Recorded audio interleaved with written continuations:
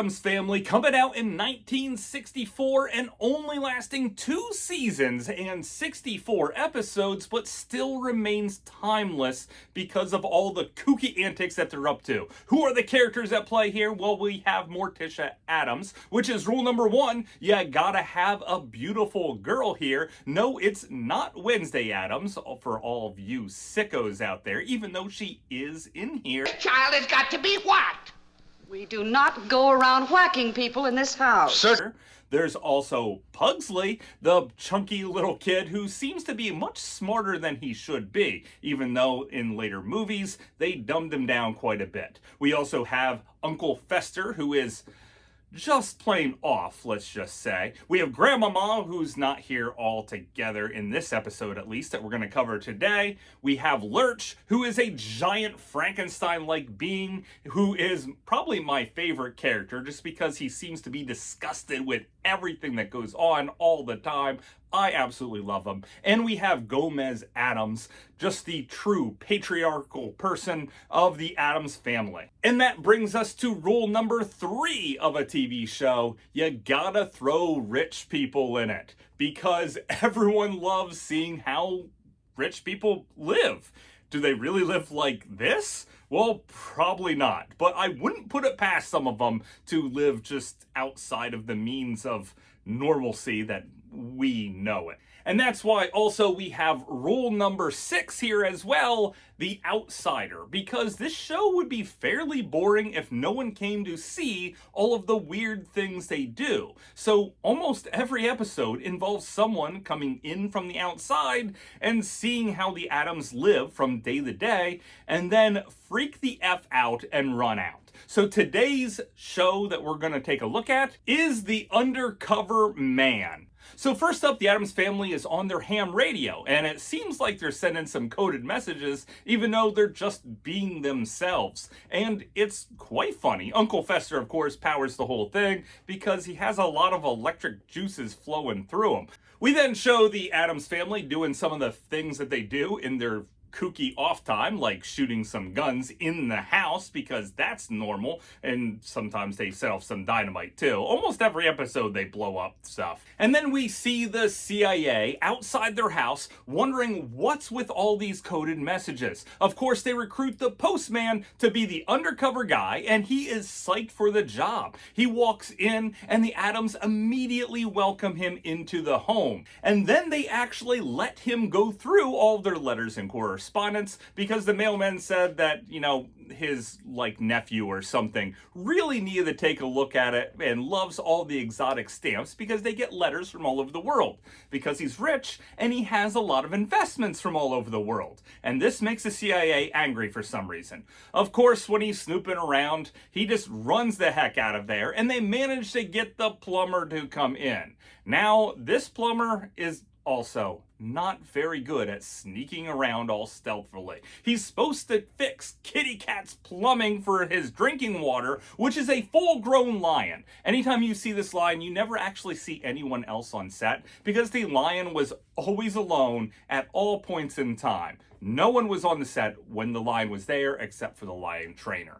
The plumber starts snooping around again and finds himself in the atrium, which is where Morticia Addams stores all of her man-eating plants, and they seem to be up to no good. Of course, they rat him out, and the Addams family catches him, and then thinks that there's something up. They demand to see his union card, because after all, if he's a good union man, well, it's good enough for them. And then the guy finally ends up running out of the house. At this point, the Addams family knows something is up, and something is deeply corrupt. So they decide to call Washington to get a hold of CIA. Of course, they get the full government runaround, and then it finally comes down to the agent, which is just outside their house. And they let them know that they want to talk. So the agent runs right in, and then Lurch just disarms this CIA agent, which, by the way, I believe is illegal for him to be operating within the United States,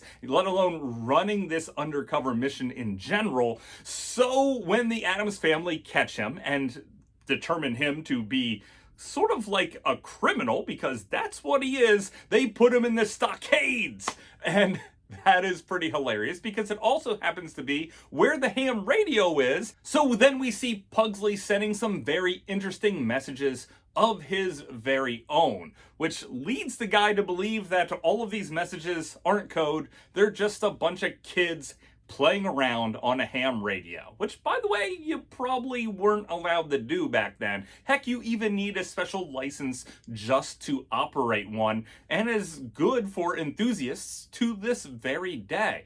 The Addams let him go, and then he just freaks the heck out. He runs out, and eventually he gets a piece of mail saying that he is in a mental institution, and he blames the Addamses themselves for putting him there. And that's it. That's how the general operation of the Addams Family shows tend to break down. Someone comes in from outside, sees all the craziness that's going on, freaks the heck out, and runs out. There is some other mystical stuff that goes on from day to day, but it's nothing really crazy other than Thing, which is just a hand, and Cousin It, which is just a fur ball. Nothing super weird tends to happen, and even though the Wednesday Addams show just shows there's magic and everything like that all over the place. If you watch the original show, they actually kind of hint that there is no such thing as magic here and there, and the Addams Family themselves are just completely kooky.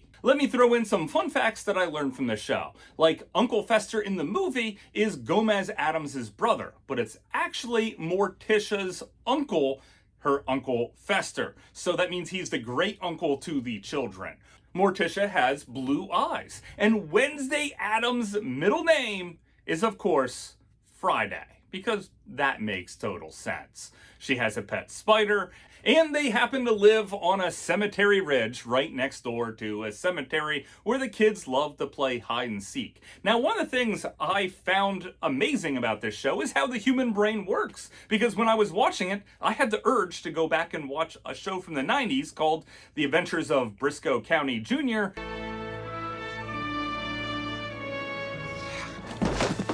And when I started watching it, my mind was blown in the first episode when I saw Gomez Addams kissing the hand of this, well, performer, just like he did to his lovely wife Morticia. Because through all the episodes, you'll find that this is really just a love story about how much one man loves one woman and his family. But of course, that's just my opinion.